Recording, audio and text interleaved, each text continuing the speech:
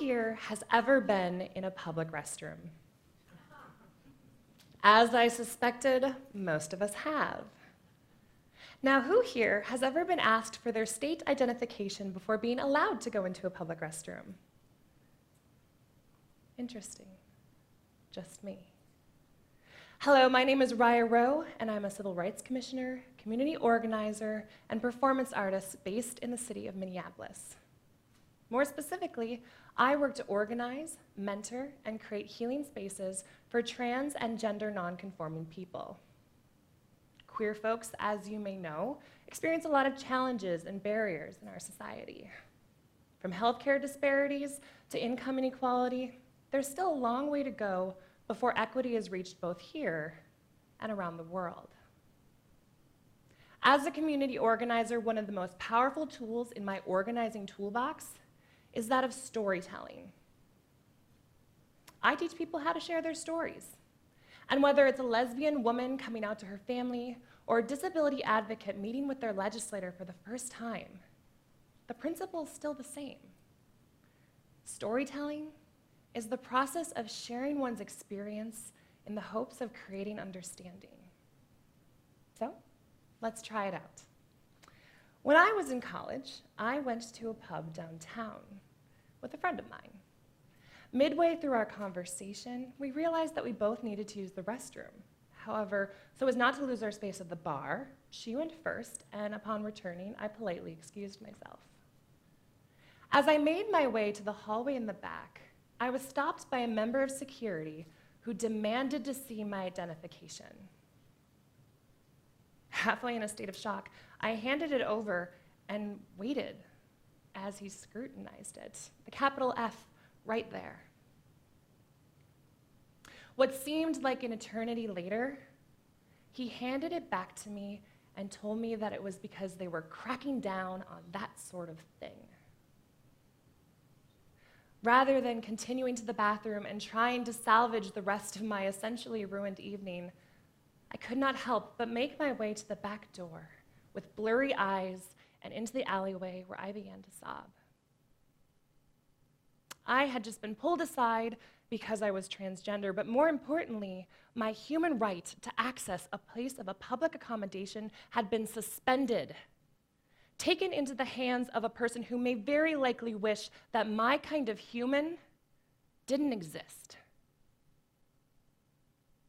When I called the management the next day to share my experience with them, they informed me that because there was no legislation regarding transgender bathroom use, I should use the single-stall bathroom in the basement, except, of course, on nights when bands were playing, because they would be storing their things down there, and it would be inaccessible to me. This was a separate and supposedly equal accommodation. However, it wasn't for me. It was about me. It was for non-transgender people who were uncomfortable with me existing, harmlessly, I might add, in what has been deemed as their spaces. It did not matter if I were to go into the men's room or the women's room that night. The message I was likely to hear would still be the same: get out. This was the pivotal moment in which I realized that for the rest of my life, I would need to advocate for my own civil rights. You may not have realized it, but when marriage equality became the law of the land, we saw a rise in anti-trans violence in this country. In 2015, more trans people were killed than in any other year in this country's recorded history. To be fair, though, it wasn't until recently we cared enough to even keep track. It's funny how that's an indicator of progress. As it has become more socially unacceptable to be openly homophobic, people have turned to vocalizing their hatred and legislating against the human rights of trans and gender non-conforming people. This is most often done under the guise of protecting the privacy and safety of women and children. However, it doesn't take into account the fact that transgender people are significantly more likely to be harassed, assaulted, or killed. by non-transgender people than the other way around, especially in bathrooms. And we already have laws to hold accountable those who may act in a way that violate the privacy or safety of another person in a public space. It doesn't matter what their gender is. So much like Jim Crow-era bathroom bills, this isn't about bathrooms. It's about making it illegal to be openly transgender in public. It is the criminalization of my transgender body. That bouncer did not care about my privacy, and lawmakers across the country do not care about my safety when they propose that I should use the men's restroom. I share this experience with you because many of you indicated that it's one you've never had. I've offered you a glimpse into my lived reality, and I've given you what my friend, ally, and activist Alicia Sojourner calls a missing brick. We call it a missing brick because in community organizing, one of the greatest challenges we must overcome is the ignorance that we all hold of other people's experiences. Said in a different way, we all have missing bricks in the bridges that connect us to one another. Sure, we all start off with some starter bricks. We get them from people who we're closest to. However, often those people are actually the most similar to us. And while that's not necessarily a bad thing, it does make it extremely difficult to obtain what is essentially cross-cultural knowledge if we rely only on those bricks.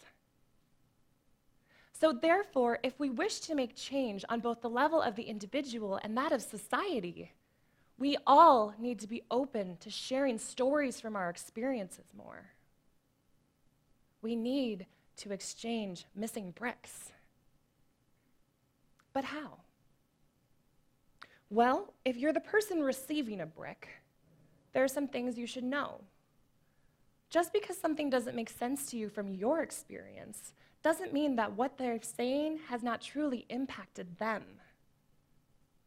Dig deep into your preconceived notions and make yourself vulnerable to acknowledging that maybe at this time you don't have all the information about what they're saying.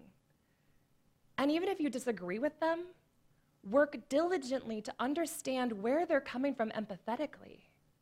Respect that they are trying to give you something from their experience. Don't expect marginalized people to educate you, but thank them when they invariably have to. And if you're the person giving a brick, there are also some really important things for you to know.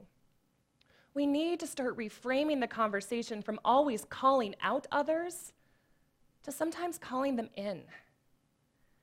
This will allow for us to have frank and sincere dialogues where we can exchange experiences without people becoming instantly defensive.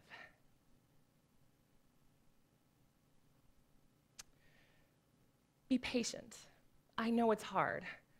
Rejoice in the small bricks that you try to give to people and they accept them.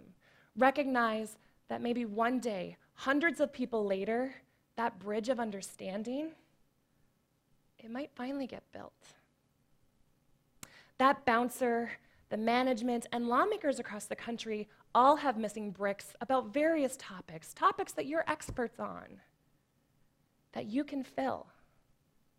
Last night, I went back to that pub, and I spoke with the management. I shared my story again. And you know what they told me? That it would never happen again.